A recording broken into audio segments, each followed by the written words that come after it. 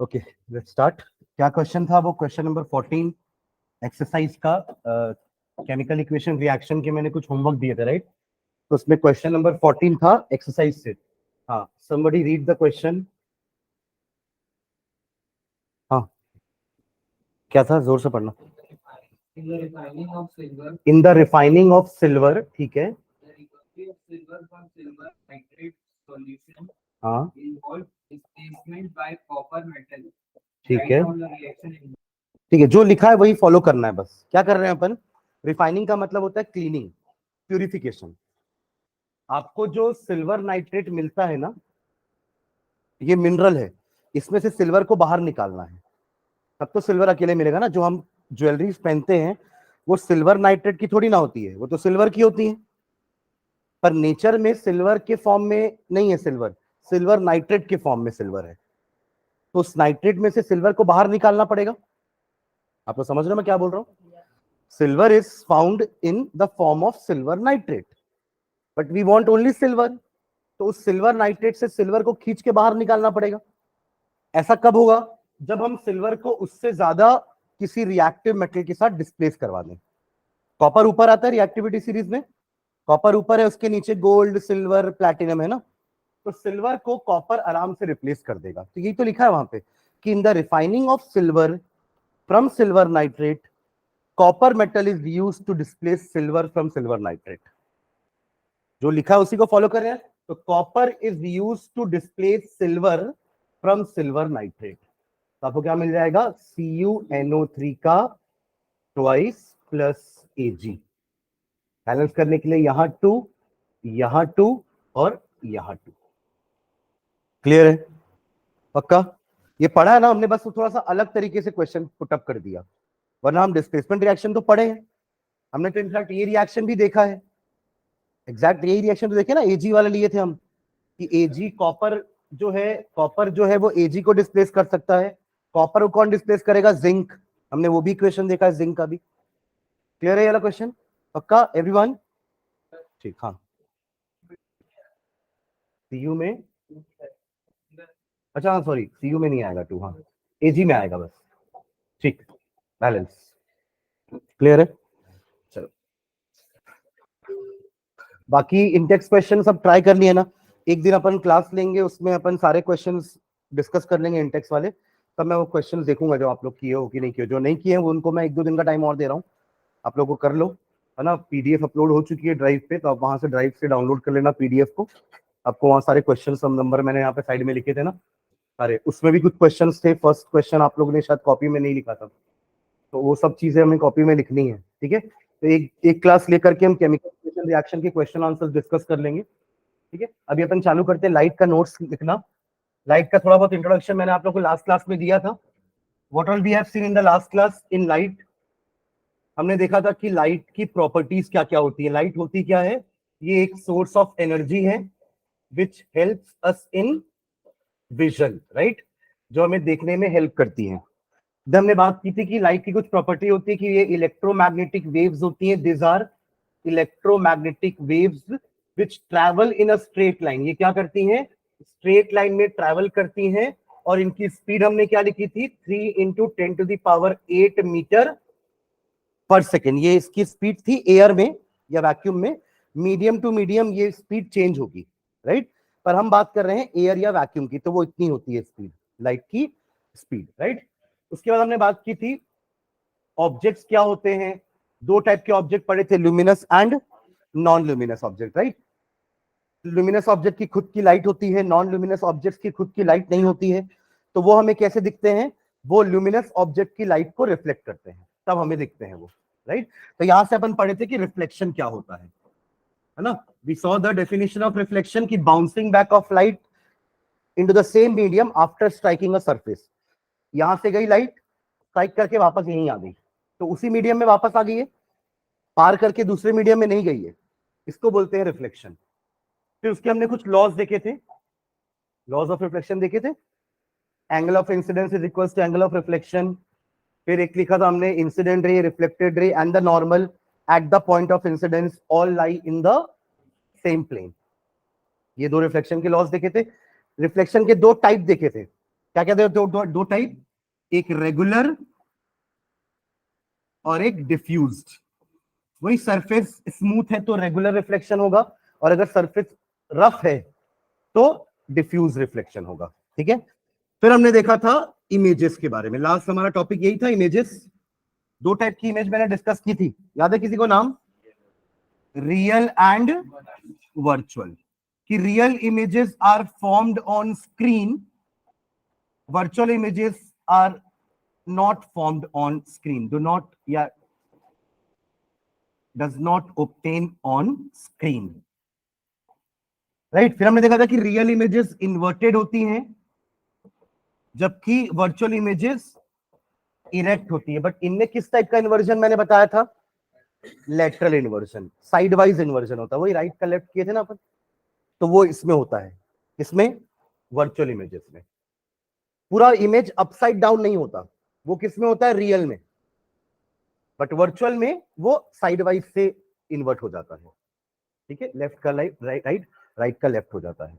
ठीक है, तो यहां तक हमने देखा था लास्ट क्लास में। ठीक है, अब इसके बारे में लिख लेते हैं हर चीज एक एक करके पॉइंट। तो हैंड्स हमने डाल दिया है, लाइट है ना, इसमें अपन दो दो चीजें पढ़ने वाले हैं, फर्स्ट रिफ्लेक्शन देन रिफ्रैक्शन। ठीक है, तो इसमें लिखो पहले, light is an electromagnetic waves, light is an electromagnetic wave, light is an electromagnetic wave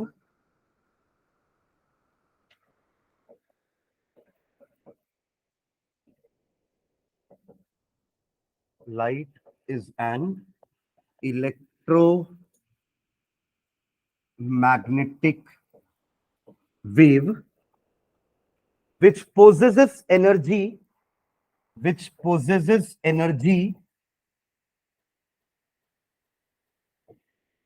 POSSESSES, possesses energy and produces sensation of vision, and produces sensation of vision, sensation of vision, produces sensation of vision. ठीक है, some properties of light are, some properties of light are, some properties of light are, first point लिखना, light wave is a transverse wave, light wave is a transverse wave. हम दो type की wave पढ़ते थे, आप लोगों को याद है साउंड में? एक ट्रांसवर्स होती थी और दूसरी लॉन्गिट्यूडनल होती थी, याद है? एक में क्रेस्ट और ट्रफ होता था, एक में कंप्रेशंस एंड रेयर फैक्शंस, याद है? कितने लोगों को याद है? ठीक है, तो ये ट्रांसवर्स वेव। ठीक है, ट्रांसवर्स वेव में हम क्या करते हैं, आपका लाइट का डायरेक्शन और पार्टिकल के फ्लो का डायरेक्शन परपेंडिकुलर होता है। आपका पार्टिकल ऐसे मूव कर रहा है ना, बट वो मूव किस तरफ कर रहा है? अल्टीमेटली जा कहां रहा है? स्ट्रेट। और वो खुद कहां से ऊपर नीचे हो रहा है? परपेंडिकुलरली। जा ऐसे रहा है, वो सीधे भी जा सकता था ना, पर वो कैसे जा रहा है वहां तक? ऐसे करते करते जा रहा है। मतलब उसके पार्टिकल्स, उस लाइट वेव के पार्टिकल्स डायरेक्शन ऑफ प्रोपगेशन के परपेंडिकुलर हैं। Am I clear? समझ में आ रहा है? ये है डायरेक्शन ऑफ प्रोपगेशन। लाइट को वहां तक जाना है तो वो सीधी नहीं जाएगी, वो कैसे जाएगी? ऐसे करते करते। This is what is meant by transverse wave. समझ में आ रहा है? ठीक है, ओके। तो क्या लिखे? Light wave is a transverse wave. ठीक है, सेकेंड पॉइंट लिखना है इसमें। Second point, light does not need a material medium to travel. यहां जाओ, थर्ड बेंच में खाली है, फोर्थ बेंच खाली है, सेकेंड बेंच खाली है। सेकेंड पॉइंट लिख रहा हूं मैं, light does not need, light does not need a material medium to travel या टू प्रोपगेट बोल सकते हो। साउंड का याद है आप लोग को? साउंड को मीडियम की जरूरत होती है ना। एक एक्सपेरिमेंट याद है वो वैक्यूम वाला? आपने एक जार के अंदर वैक्यूम क्रिएट कर दिया, अंदर मोबाइल फोन रख दो या इलेक्ट्रिक बेल रख दो और बजाओ उस इलेक्ट्रिक बेल को। वो आवाज कर रही होगी अंदर, बट आपको अंदर बाहर आवाज नहीं आएगी, क्योंकि आपने जार के अंदर क्या कर दिया है, वैक्यूम क्रिएट कर दिया है। और साउंड को मीडियम चाहिए होता है ट्रैवल करने के लिए। Sound needs a medium to travel. यहां पे क्या मीडियम है? Air. Air is the medium. समझ में आ रही बात? ठीक है। मैं ऐसे यहाँ पे अगर टेबल में ऐसे खरोच रहा हूं तो ये आपको सुनाई नहीं देगा, बट अगर आप कान लगाओगे टेबल पे तो ये सॉलिड के मीडियम से आप तक वो साउंड पहुंचेगी। समझ में आ रही बात? एयर से क्यों नहीं पहुंच रही? क्योंकि ये साउंड की उतनी इंटेंसिटी है नहीं कि आपको एयर से पहुंच जाए। पर अगर आप कान लगाओगे एकदम टेबल के अंदर, टेबल के ऊपर सॉरी, तो आपको वो आवाज सुनाई देगी। और वहां पे कैसे जा रही है आवाज? Through solid. समझ रहे हैं क्या? क्लियर है? ठीक है। आप लोग बैठते समय थोड़ा टेबल आगे करके बैठा करो, ठीक है? बैठ जाते हो ऐसे एडजस्ट करके, फिर परेशानी होती है निकलने में, बैठने में। ठीक है। तो sound needs a medium to travel, ऐसा हमने 9th क्लास में पढ़ा है। साउंड को मीडियम चाहिए एक जगह से दूसरे जगह जाने में। वैक्यूम में साउंड ट्रैवल नहीं कर सकती, बट लाइट का ऐसा कुछ नहीं है। Light do not needs a medium to travel. ठीक है। तो light does not need a material medium to travel, it can travel in vacuum also. ठीक है। चलो नेक्स्ट, अगला point.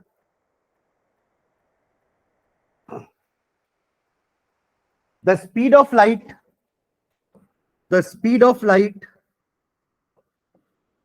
The speed of light in vacuum or air is 3 into 10 to the power 8 meter per second. 3 into 10 to the power 8 meter per second. 3 into 10 to the power 8 meter per second. Full stop डाल के आगे continue करेंगे।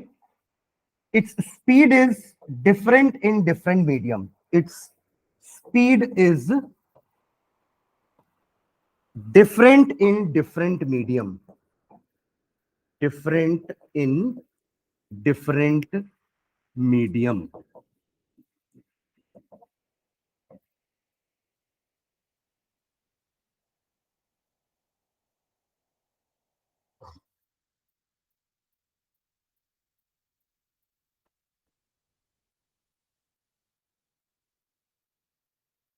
दिख रहा है?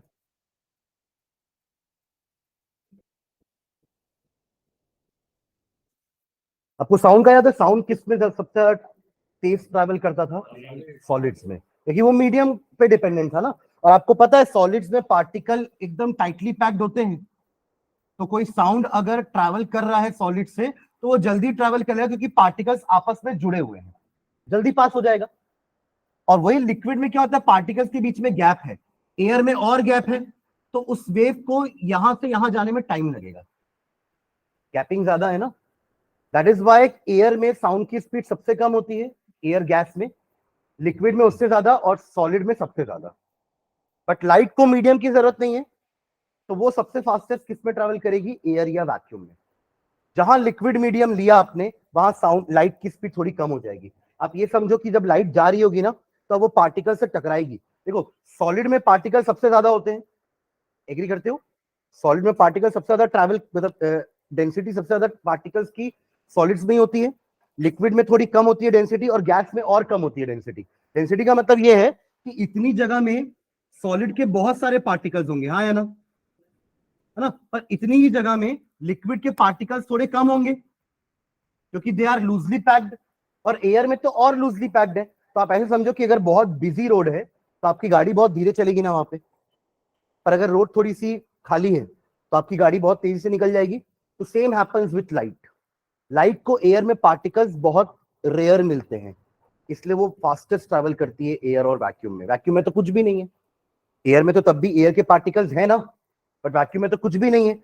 But air के particles भी बहुत ज्यादा रेयर होते हैं, इसलिए आराम से लाइट फास्ट ट्रेवल कर लेती है।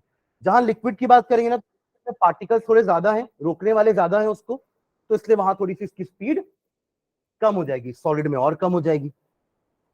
Am I clear? सॉलिड मतलब ग्लास, ग्लास से तो पास कर सकती है ना लाइट, तो वहां पे उसकी स्पीड कम हो जाएगी। Am I clear? उल्टा होता है, साउंड का ऑपोजिट है। Sound was fastest in solid and slowest in air, whereas light is fastest in air vacuum and slowest in solids. Am I clear?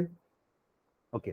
और वही मीडियम की बात करेंगे तो मीडियम रिक्वायरमेंट नहीं है लाइट को, साउंड को मीडियम की रिक्वायरमेंट थी। तो क्वेश्चन कभी करें ऐसे आपको पता चले या आए ऐसा कुछ कि what is the difference between sound wave and light wave, तो ये 2-3 डिफरेंस हम याद रखेंगे। ठीक है, दोनों ही फॉर्म ऑफ एनर्जी है, एक हमको देती है सेंसेशन ऑफ विजन और एक देती है sensation of hearing.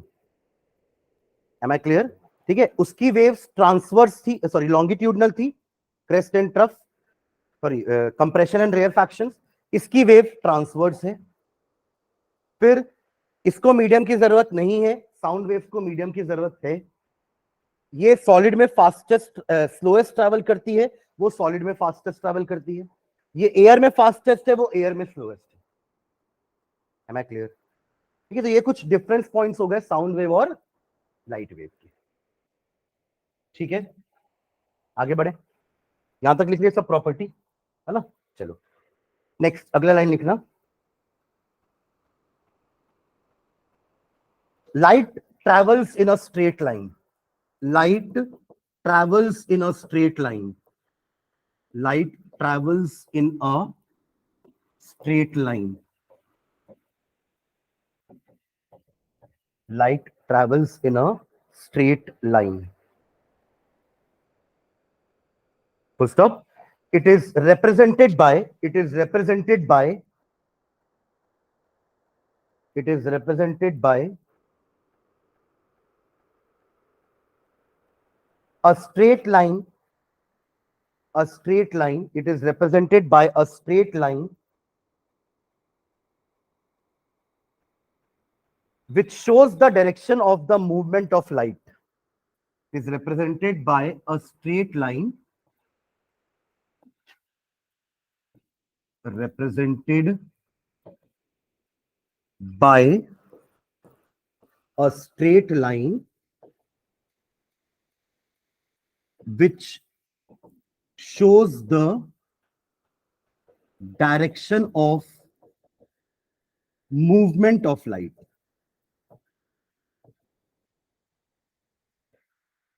This is called a ray.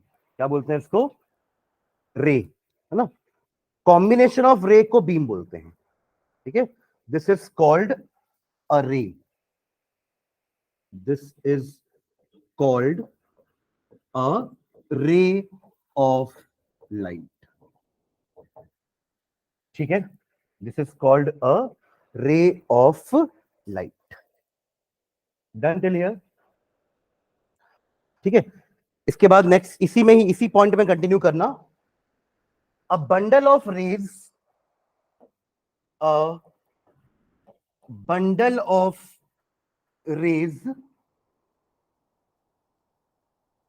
is called a beam of light, is called a beam of light, is called a beam of light. ठीक है, तो जैसे ये आपने बना दिया ना, तो ये हो गई रे। ठीक है, फिर 2-4 लाइंस बना लेना ऐसे, इसको नाम दे देना, इसको क्या नाम दिए थे अपन? और हाँ, बीम के आगे एक वर्ड और यूज किए थे, हाँ, 3 टाइप की बीम देखे थे। पैरेलल बीम, क्या था ये? Parallel beam. इनको क्या नाम दिए थे? Converging beam. और ये था आपका डाइवर्जिंग। ये किए ना, अपन लास्ट क्लास में बताया था ना मैंने। ये हो गई convergent beam and these are divergent beam. जो एक पॉइंट पे मीट होते हैं ना आके, उनको हम कन्वर्जेंट बीम बोल रहे हैं, और जो एक पॉइंट से निकल रहे हैं उनको हम डाइवर्जेंट बीम बोल रहे हैं। क्लियर है? बना लो ये चारों डायग्राम।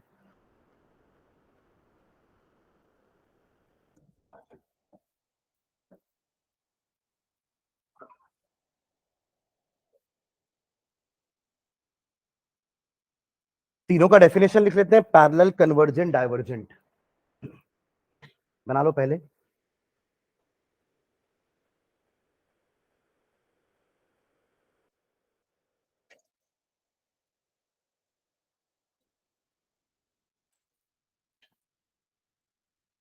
बन गया डायग्राम सबका?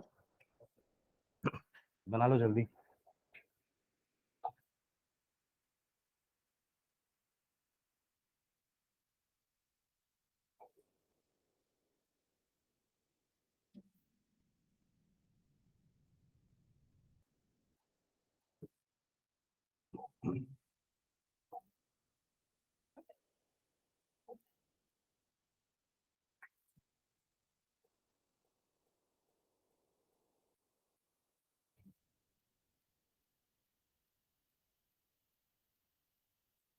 नीलेश कहाँ है? ऑनलाइन मीटिंग में।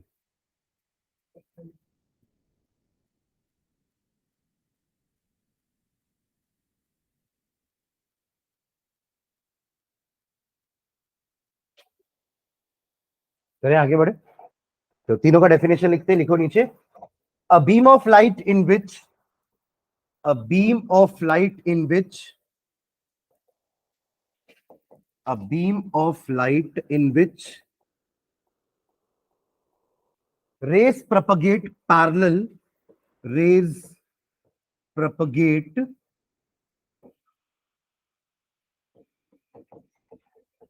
parallel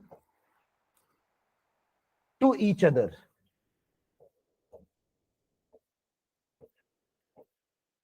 is called parallel beam of light, is called parallel beam of light. Second converging beam और ये डाइवर्जिंग बीम भी लिख लेते हैं। A beam of light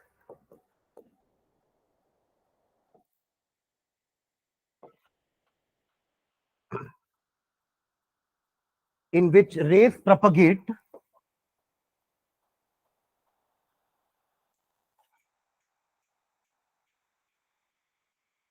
in which rays propagate to meet a point, to meet at a point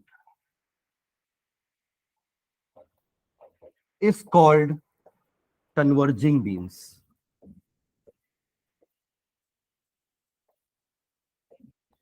Converging beam of light. And last, third, divergent का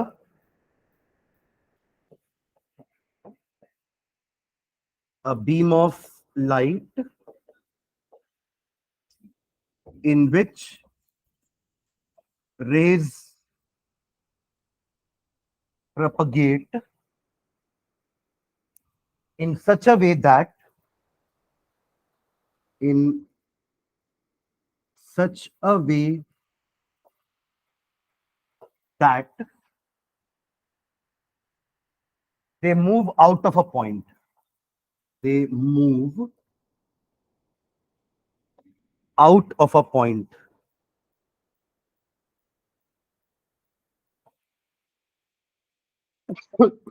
Is called a divergent beam. Is called a divergent beam.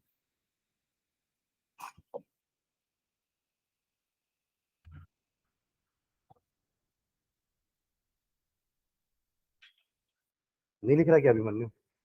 लिख लिया?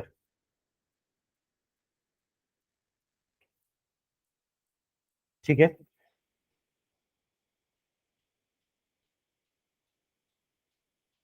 White light जानते हैं ना सब, white light क्या होती है?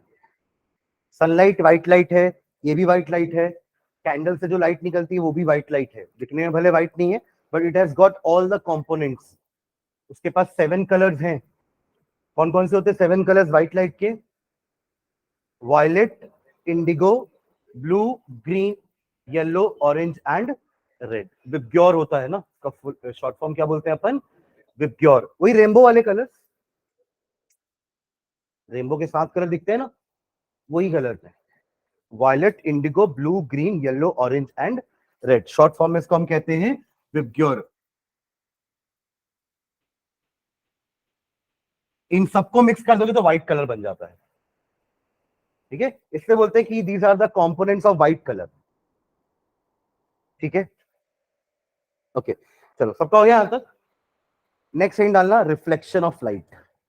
रिफ्लेक्शन ऑफ लाइट,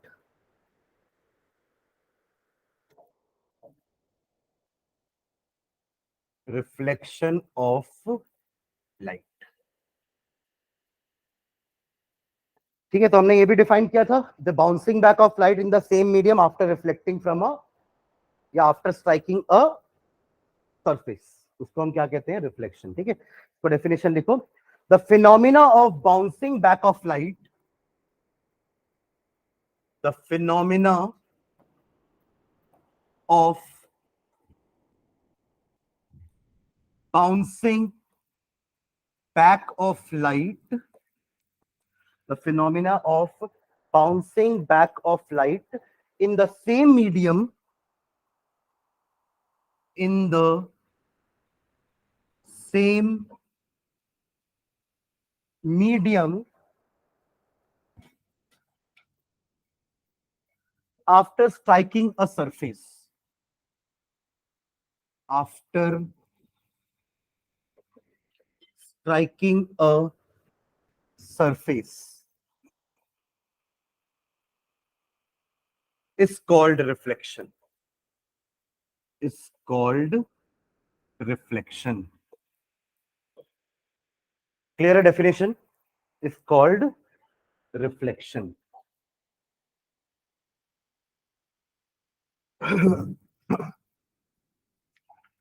एक डायग्राम बना लेते हैं। ये आपका एक मिरर बना रहा हूं मैं। क्या क्या नाम दिया था मैंने सरफेसेस को? ऊपर के सरफेस को क्या बोलते हैं अपन? हाँ, पॉलिश्ड।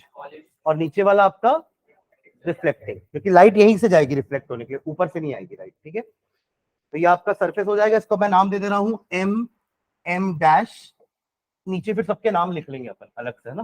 ठीक है, ये लाइट जो गई इसको कहते हैं हम इंसिडेंट रे, और ये गई रिफ्लेक्टेड रे, बीच में इसका normal. This is angle i, this is angle r. इसको मैं ओ नाम दे रहा हूं, and this is your normal N. ठीक है,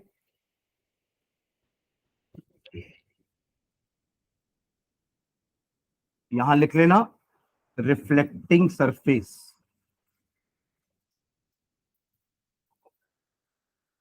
और ये हो जाएगा आपका पॉलिश्ड सरफेस।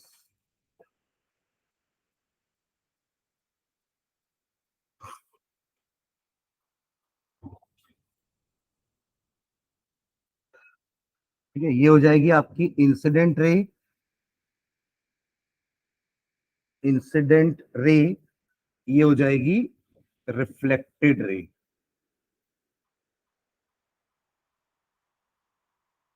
साइड में लिख लेना एम एम डैश मिरर है,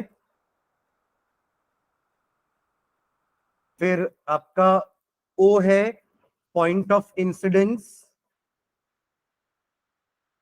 ये जो नॉर्मल बनता है, ये पॉइंट ऑफ इंसिडेंस ही तो 90 डिग्री खिंचा हुआ है ना, क्या बोलते हैं?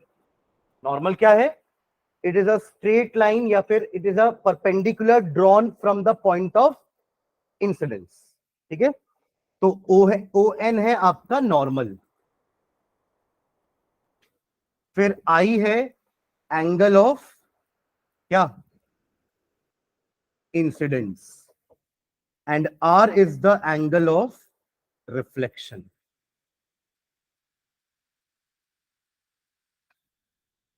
ठीक है,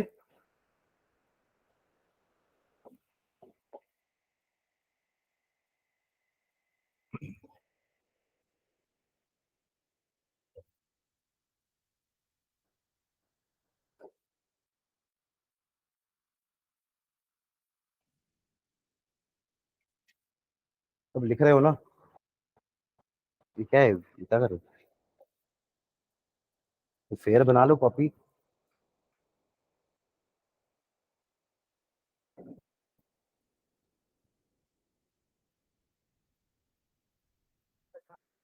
क्या?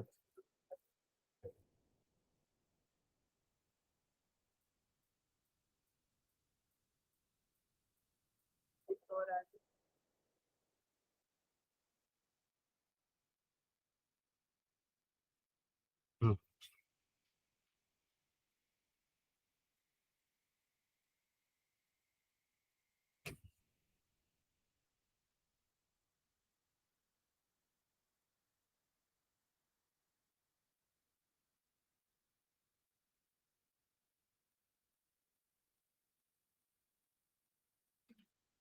ठीक है, सबका हो गया डायग्राम? बनाओ जल्दी। उस दिन का पूरा एक्सप्लेनेशन मैं लिखवा रहा हूँ ना, ठीक है? कुछ नया थोड़ी ना लग रहा है, जैसे अपन उस दिन समझे है ना।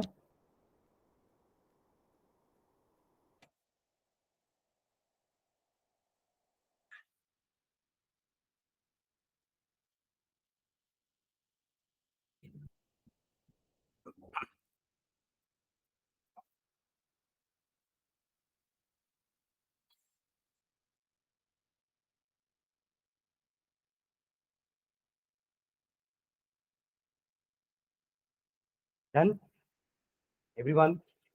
अर्जुन, हो गया?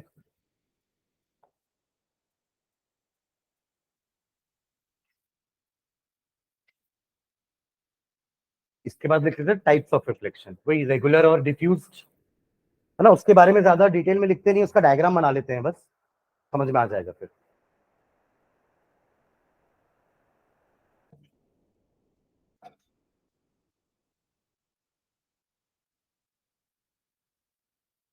चलो आगे बढ़ू।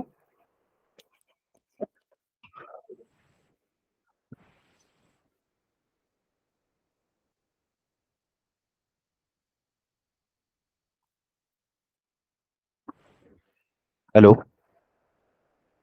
शौर्य, आयुष, मेरी आवाज आ रही है अच्छे से? Yes, sir. चलो next, types of reflection. Types of reflection, दो टाइप का देखे थे। एक में सरफेस स्मूथ है, इंसिडेंट रे पैरेलली आ रही है और रिफ्लेक्ट होने के बाद पैरेलली जा रही है,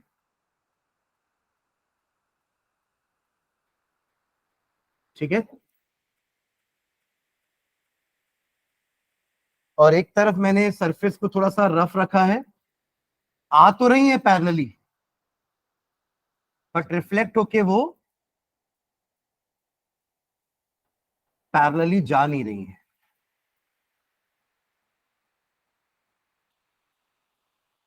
क्लियर है क्या? ठीक है,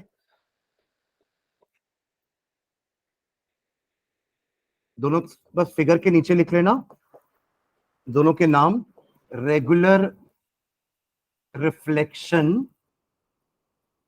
from from a smooth surface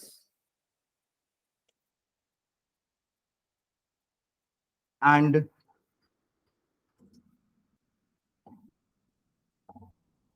irregular, इसका एक और नाम क्या है? हाँ, diffused, diffused reflection from an irregular या rough surface, irregular surface, rough surface भी बोल सकते हो, ठीक है?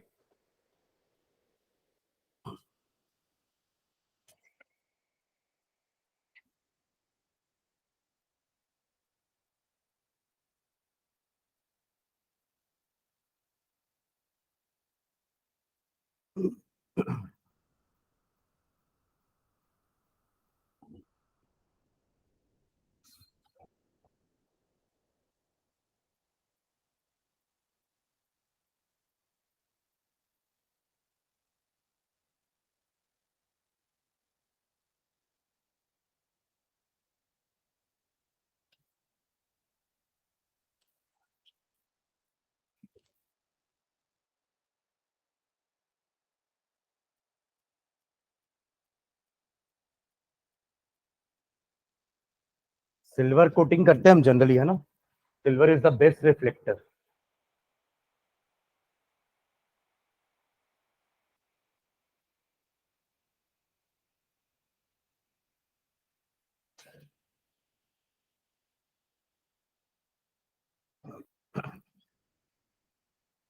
डन.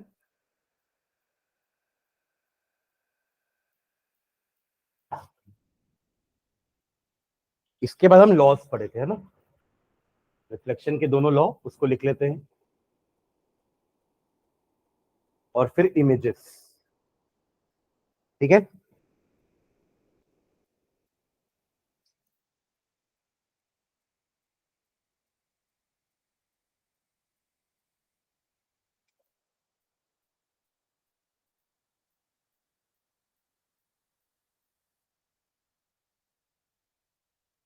चलो आगे बढ़े.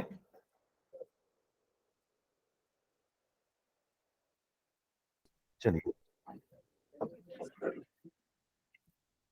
हाँ जयती, कुछ बोल रहे हो?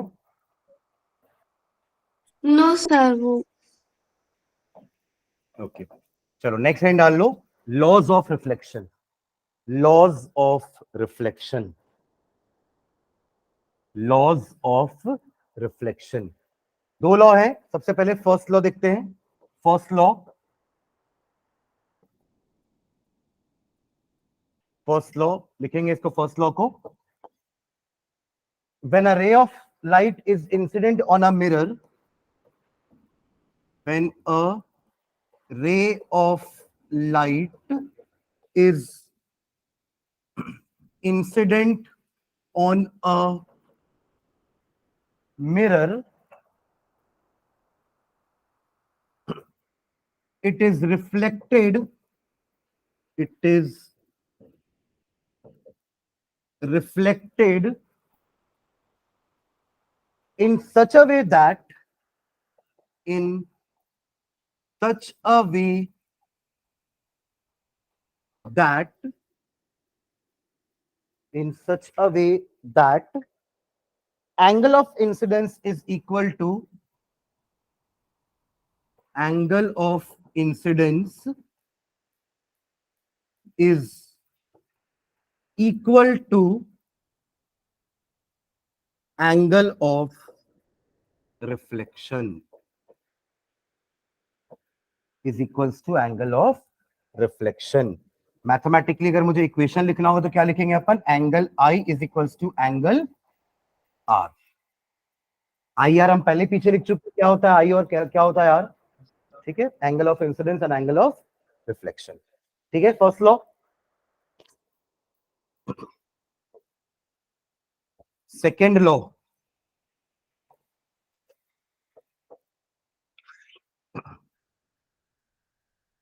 तीनों रेज, जो तीनों लाइन अपन बना रहे हैं, देखो नॉर्मल इमेजिनरी लाइन होती है ना. नॉर्मल क्या होती है? Imaginary line. वो आपको दिखेगी नहीं लाइन. ठीक है. वो एक इमेजिनरी लाइन होती है. तो the incident ray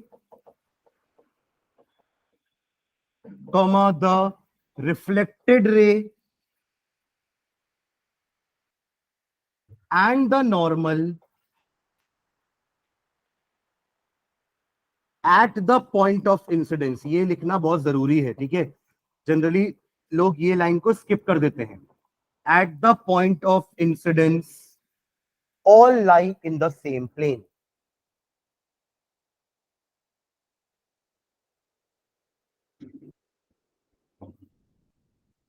All lie in the same plane.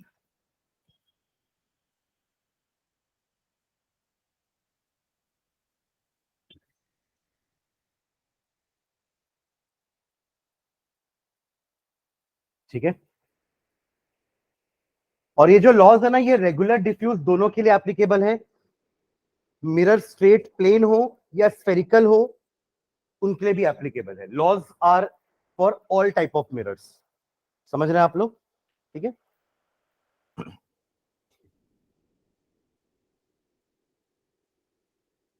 Clear है यहां तक सबको?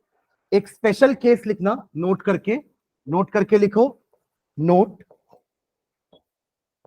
एक स्पेशल केस लिखते हैं. when the ray of light when the ray of light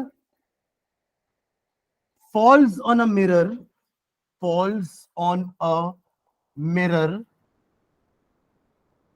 at right angles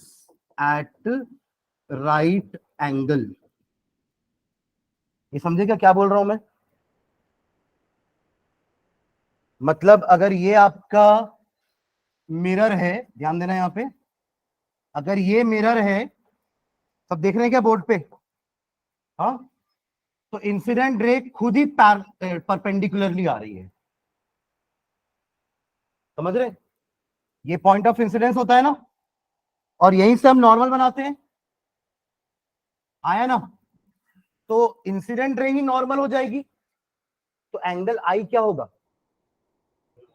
zero. क्या होगा इस केस में? Angle i is zero, not 90 degree. हम कभी भी एंगल मेजरमेंट कहां से करते हैं? नॉर्मल से। इंसिडेंट रे का एंगल नॉर्मल से नापा जाता है, तब उसको एंगल ऑफ इंसिडेंस बोलते हैं। This is naught angle of incidence, समझ रहे हो ना? है ना? एंगल ऑफ इंसिडेंस हमेशा, या एंगल ऑफ रिफ्लेक्शन हमेशा हम कहां से नापते हैं? नॉर्मल से। तो यहां तो नॉर्मल ही इंसिडेंट रे है, तो एंगल ऑफ इंसिडेंस क्या होगा इस केस में? 0 डिग्री। और अगर एंगल ऑफ इंसिडेंस 0 है तो आई और आर तो बराबर होता है ना, तो एंगल ऑफ रिफ्लेक्शन भी 0 होगा। Am I clear? तो ना ये स्पेशल केस है। अभी तक हमने जो लास्ट वाले डायग्राम में देखा था, वहां पे लाइट कैसे आ रही थी? ऐसे, तो दिस वाज नॉर्मल, तो this was angle of incidence. आया ना एवरीवन? है ना? बट अब लाइट ही खुद स्ट्रेट ऐसे आ रही है, तो यही इंसिडेंट रे, यही नॉर्मल, और यही रिफ्लेक्टेड रे। तो उसके लिए आप रिफ्लेक्टेड रे कैसे बनाओगे? ऐसे। समझ गए क्या? यहां कुछ एंगल निकालने की जरूरत नहीं है फिर हमें। क्या देखो, समझ में आ रहा है क्या किया है मैंने? अगर परपेंडिकुलरली फॉल हो रही है लाइट, तो ऐसे ही वापस जाएगी। Am I clear? पक्का? ठीक। तो उसको स्पेशल केस लिख रहे हैं अपन। When the ray of light falls on a mirror at right angle, the angle of incidence is 0 degree. The angle of incidence is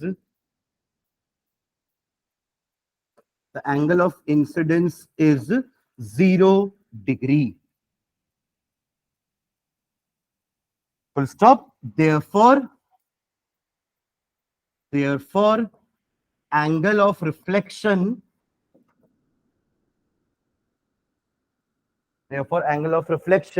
is also 0.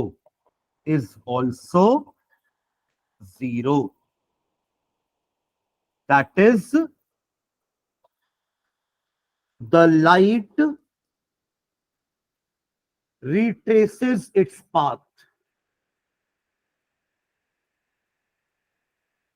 इस वर्ड का कोई मीनिंग बताएगा मेरे को? रिट्रेस का मतलब वापस उसी पाथ में जाएगी। ये थी इंसिडेंट, है ना? यही रिफ्लेक्टेड होगी। ट्रेसिंग करते हो आप लोग, बटर पेपर पे ट्रेसिंग करते हो ना? बटर पेपर पहली बार सुन रहे हो? हाँ, ट्रांसलूसेंट। बटर पेपर क्या होता है? एक ट्रांसलूसेंट मटेरियल है। It can, the light can pass through it also, it reflects also, right? उसको हम ट्रांसलूसेंट बोलते हैं। ओपेक होता है जो कंप्लीटली रिफ्लेक्ट करेगा, और ट्रांसपेरेंट होता है जो कंप्लीटली पास करेगा। 3 टाइप के मटेरियल हैं, ऑब्जेक्ट्स हैं: transparent, translucent, opaque. Wood is opaque, glass is transparent, butter paper is translucent. तो बटर पेपर में अपन ट्रेसिंग करते हैं ना, तो वो रिट्रेस करना, मतलब अगर आप 2 बार ट्रेस कर रहे हो उसी लाइन को, तो उसको रिट्रेसिंग बोलते हैं। यहाँ पे यही हुआ ना, ये इंसिडेंट रे, यही रिफ्लेक्टेड रे, बस डायरेक्शन चेंज हो जाएगा लाइट का। इंसिडेंट रे ऊपर से नीचे आ रही है, रिफ्लेक्टेड रे नीचे से ऊपर जा रही है, पर पाथ वही है। होगा ना, रिफ्लेक्शन होगा, ये जाके रिफ्लेक्ट करेगी ऊपर, रिफ्लेक्शन तो हो रहा है, बस पाथ अलग अलग नहीं है, पाथ वही है, रिफ्लेक्शन होगा। Am I clear? हाँ, डायमंड ट्रांसलूसेंट बोल सकते हैं, क्योंकि वो रिफ्लेक्ट भी करता है ना, तभी वो शाइन कर रहा है। ठीक है, done this one.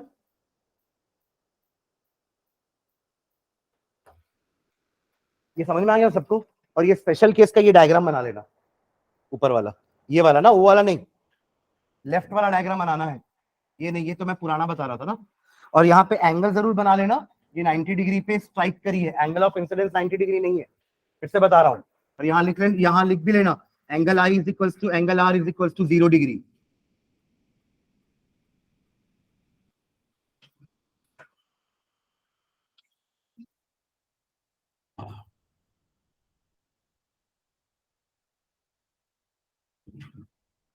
Done everyone?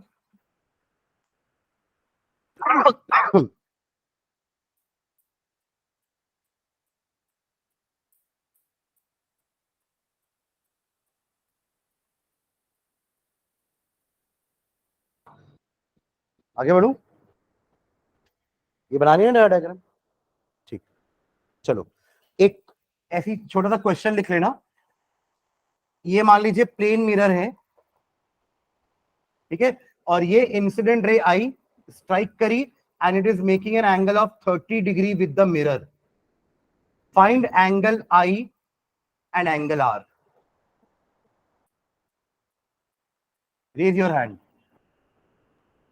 एक, दो, क्या बात है पृथ्वी, मजा आ गया, 2 3 4,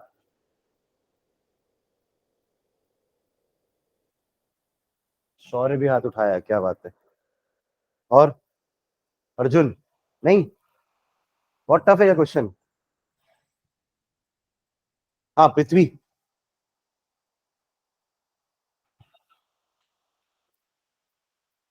दोनों 30 डिग्री होंगे, अरे क्या है, मतलब मैं तो खुश हो गया था कि पृथ्वी हाथ उठाया, मतलब आंसर पता ही होगा पृथ्वी को, डिसअपॉइंट कर दिया। शौर्य, अरे एक सेकंड, राधिका, तो 50 डिग्री, 50 कैसे निकाले बताओ ना मेरे को, अरे जो सोच के निकाले बताओ तो, अरे क्या सोच के 50 बोले वो तो बताओ, मैं फिर करेक्ट करूंगा ना, बताओ जल्दी से।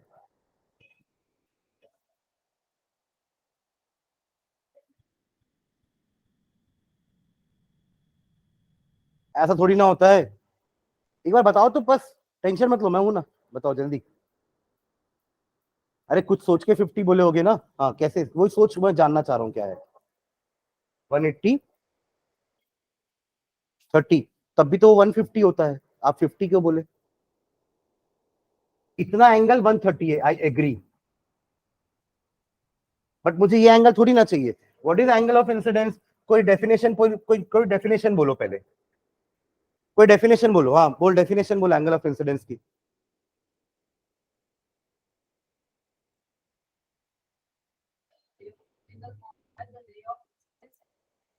नॉर्मल, एंगल ऑफ इंसिडेंस होता है नॉर्मल और रे के बीच का एंगल। ये जो 30 डिग्री दिया है ना पृथ्वी, ये मिरर से एंगल है। अब आप इस पॉइंट से क्या करो, एक नॉर्मल बनाओ। शौर्य क्या आंसर है?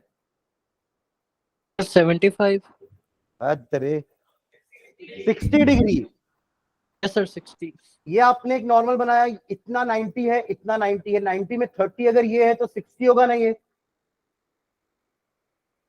तब था क्या क्वेश्चन। राधिका,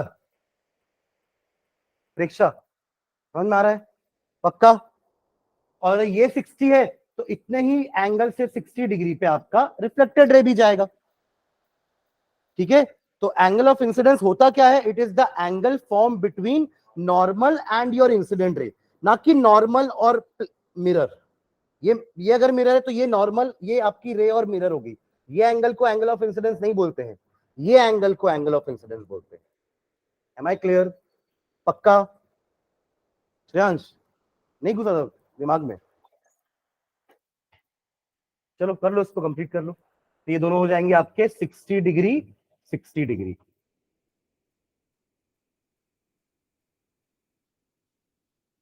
आप इसको ऐसा लिख सकते हो, 30 plus i is equals to 90 degree, आया ना?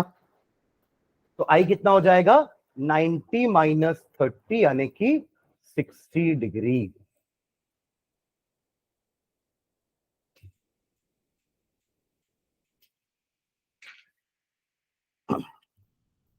मेरे को लगा बता दोगे यार, ये 8th क्लास में भी पढ़ते थे, मैं बता रहा हूँ 8th क्लास का क्वेश्चन कैसा था, ध्यान देना यहाँ पे ना, जिनका हो गया यहाँ ध्यान देंगे।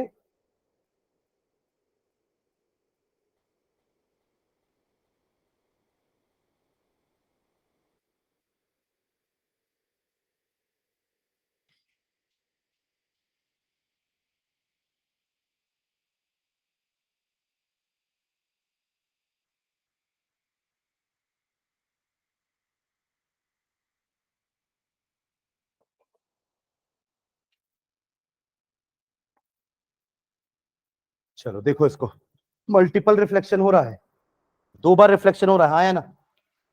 ये लाइट यहां से आई, एरो बनाना बहुत जरूरी है, एरो ही तो बता रहा ना लाइट कहां से कहां आ रही है।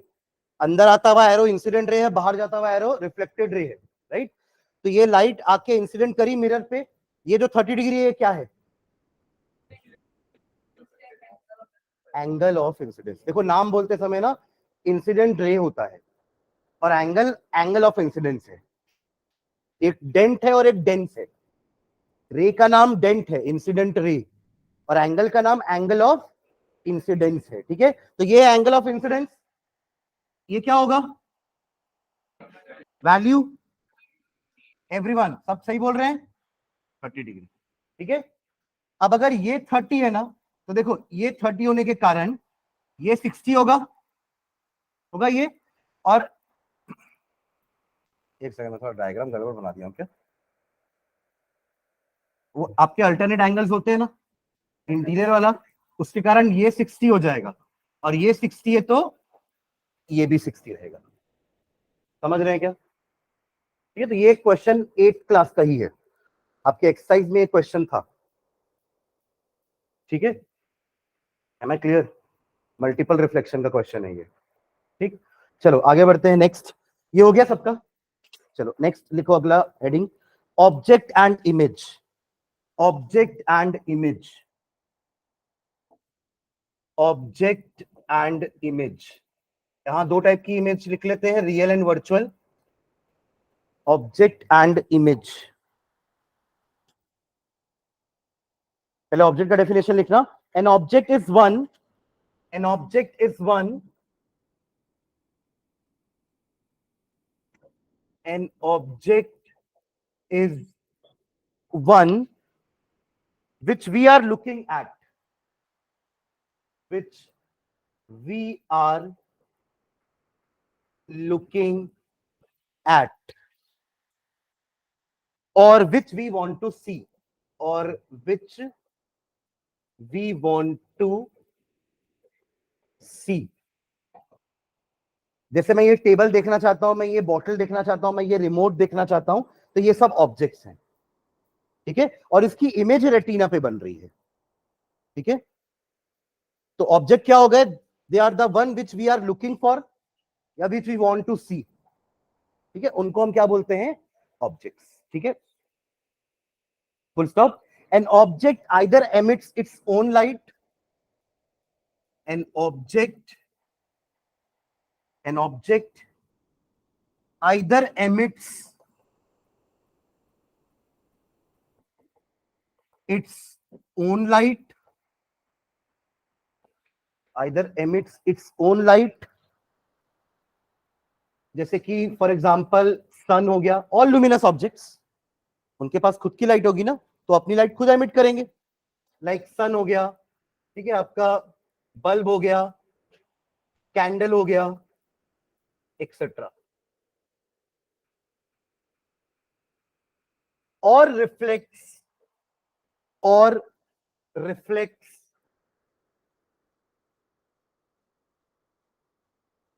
और reflects light incident on it, incident on it, like chair, table, fan, etc.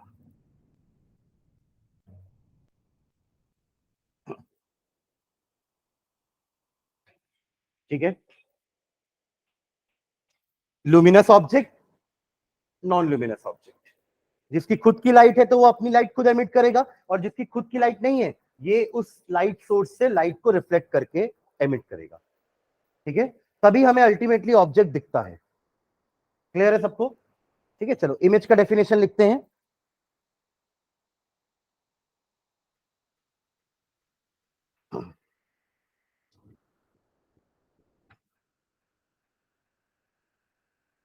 An image is the, an image is the,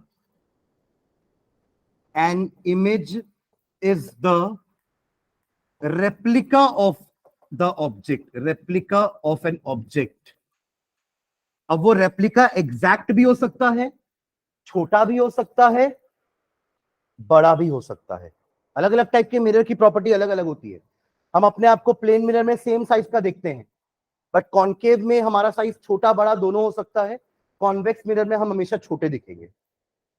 तो ऑब्जेक्ट का जो रेप्लिका बन रहा है, रेप्लिका मतलब एक कॉपी बोल सकते हो, वो कॉपी सेम साइज की भी हो सकती है, वो कॉपी ओरिजिनल ऑब्जेक्ट से बड़ी भी हो सकती है, और वो कॉपी ओरिजिनल ऑब्जेक्ट से छोटी भी हो सकती है। मतलब इमेज सेम साइज की बन सकती है, इमेज मैग्निफाइड बन सकती है, या इमेज डिमिनिश्ड बन सकती है।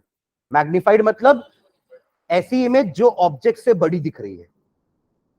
समझ रहे हैं मैं क्या बोल रहा हूं? जो जनरली मैग्नीफाइंग लेंस यूज करते हैं ना, मैग्नीफाइंग लेंस का काम यही है, वो छोटे छोटे लेटर्स को हम बड़ा देखने के लिए मैग्नीफाइंग लेंस यूज करते हैं। तो उससे हमारा इमेज का साइज बड़ा हो गया, मैग्नीफाइड। और हमें कार के मिरर में, कार का मिरर या एक्टिवा का जो मिरर होता है साइड, उसको रेयर व्यू मिरर बोलते हैं। क्या बोलते हैं? रेयर व्यू, क्योंकि वो हमको पीछे का देखने में हेल्प करता है, राइट? तो आपको इतने छोटे से मिरर में पीछे आने वाली इतनी बड़ी ट्रक भी दिख जाती है, जिसका हेडलाइट भी आपके मिरर से बड़ा है। समझ रहे मैं क्या बोल रहा हूँ? वो ट्रक जो आ रही है पीछे से, उसका हेडलाइट भी आपके छोटे से मिरर से बड़ा है। इसके बावजूद भी आप उतने छोटे से मिरर में पूरी रोड देख लेते हो। ट्रक तो छोड़ो, पूरी रोड दिखती है हमको पीछे। तो वो इतना बड़ा ऑब्जेक्ट है, उतने छोटे से मिरर में आ गया, मतलब इमेज छोटी साइज की है। डिमिनिश्ड इमेज, क्या बोलेंगे? डिमिनिश्ड। और एक मैग्निफाइड। और हम अपने आप को प्लेन मिरर में जब देखते हैं तो हम अपने आप को सेम साइज का पाते हैं।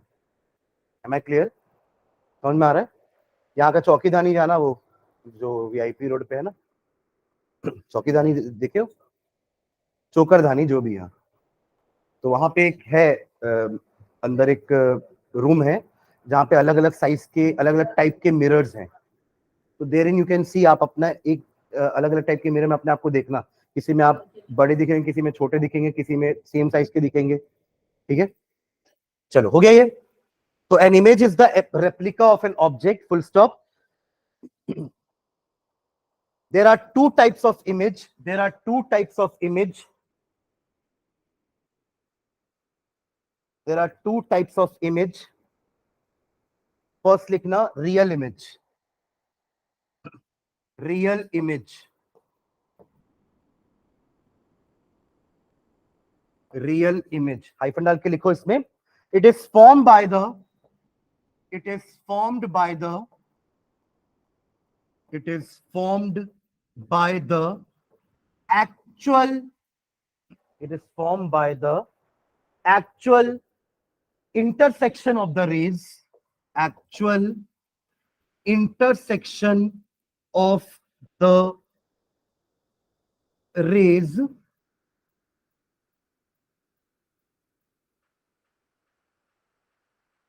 of light at a point. Of light at a point.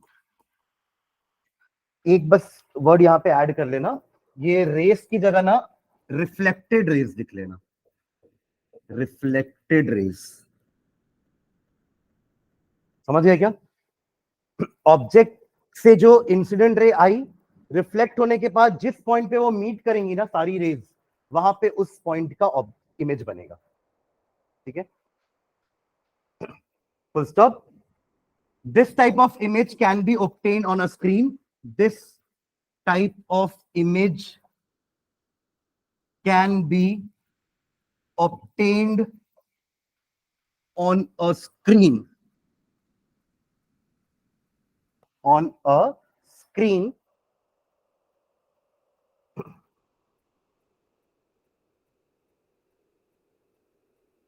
Full stop. These images are inverted in nature. Images are inverted in nature.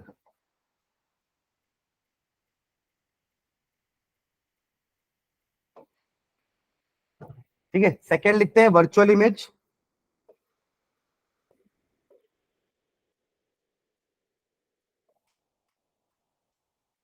Virtual image, ये भी हम लास्ट क्लास में समझे थे, है ना?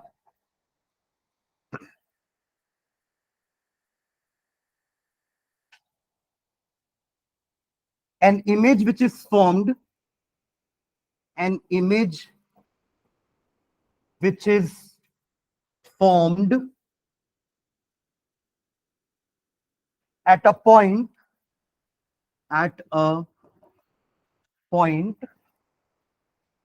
where the reflected rays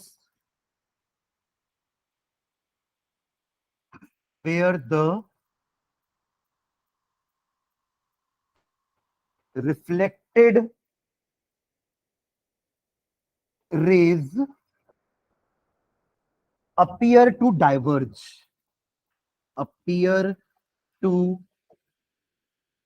diverge,